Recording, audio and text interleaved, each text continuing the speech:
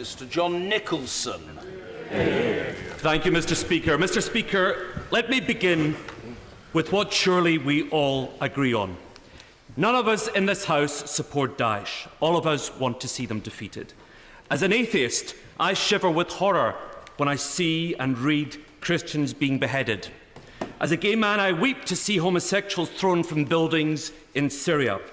So let no one on either side of the House impugn the motives of people who speak in this debate. Hear, hear. However, let us remember recent debates. It's not unkind, I think, to remind those who claimed that bombing would bring order to Iraq 12 years ago and to Syria 2 years ago of how wrong they were. Now, the Right Honourable Member for Chingford and Woodford Green told this House in the Iraqi war debate the following: the idea that this action would become a recruiting sergeant for those who are anti-West is, I'm afraid, nonsense. The same Right Honourable gentleman now sits in the Cabinet and advocates a new bombing campaign against another Middle Eastern foe, but arguing very much the same line.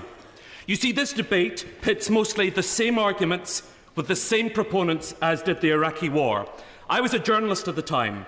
I got to interview all the main political players and the country's leading experts in chemical warfare, missile accuracy and Sunni Shiite politics. And I concluded that whilst Saddam was a monster, he was a monster who controlled the monsters. Now, the Labour government and the Tory frontbench disagreed, and they removed Saddam, thereby unleashing the forces of medieval hell on Iraq and its neighbours. As Eliza Manningham-Butler, Director General of MI5 during the invasion, put it, the bombing increased the terrorist threat by convincing more people in the region that Islam was under attack. It provided an arena for jihad. Now, the armchair generals might be chastened, one might have thought, but no. 2 years ago, and by then in government, the Conservatives asked this House to bomb the region again, this time to bomb another secular despot, President Assad. But wisely, the House refused. Yes, I will. I thank the honourable member for giving way. The honourable member mentions that thank you, Mr. Speaker. The honourable member mentions that we all want to see the end of Daesh. If we pass this motion this evening, and I would invite him to join us in the lobbies, our precision airstrikes can destroy Daesh supply lines and, more importantly, the terror training facilities, which are a danger to his constituents in East Dunbartonshire as they are in South Leicestershire and the whole of the United Kingdom. Why doesn't he support that? Interventions must be brief, not mini speeches, however eloquent. Mr. John Nicholson. Thank you, Mr. Speaker. If bombing could destroy Daesh, then surely the dozen countries that are already bombing Daesh would already succeeded in that aim.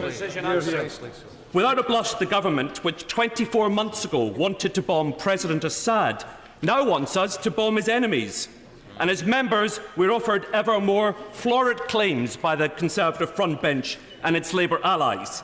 Perhaps the most absurd that we've heard today is that 70,000 fighters spread across Iraq from disparate groups and with no central command or shared vision will march collectively thousands of miles to support a British bombing mission. It is clearly and utterly absurd, Mr. Speaker, and that argument has fallen apart during today's debate.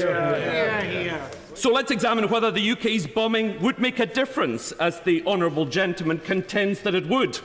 I don't think so. Between August 2014 and August of this year, 17,000 bombs were dropped on Iraq.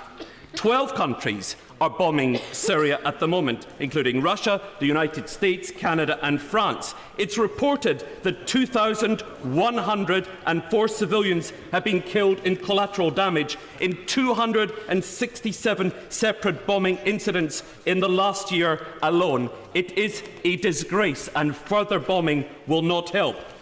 Now, the UN's envoy to Syria says the following: all evidence shows that the overwhelming majority of all the civilian victims in the Syrian conflict have been caused so far by the use of aerial weapons. Now, Daesh is not a Napoleonic army standing out in the open waiting to be attacked. They want to draw us into the conflict.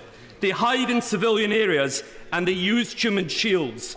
They rely on our folly, our arrogance and our lack of cultural understanding. As the Muslim Council of Britain's Dr. Suja Jaffe says, as more innocent people die from airstrikes, the appeal of Daesh will strengthen. Daesh craves more Western military intervention in the region. We urge MPs to learn lessons from the past and not to vote for extending bombing. Let us not repeat the mistakes of the past. We will kill numerous civilians. We will radicalise the bereaved survivors. We have no credible peace plan in place. We are being fed ludicrous statistics, and on a wing and a prayer, we are hoping for better luck this time. Let's say no.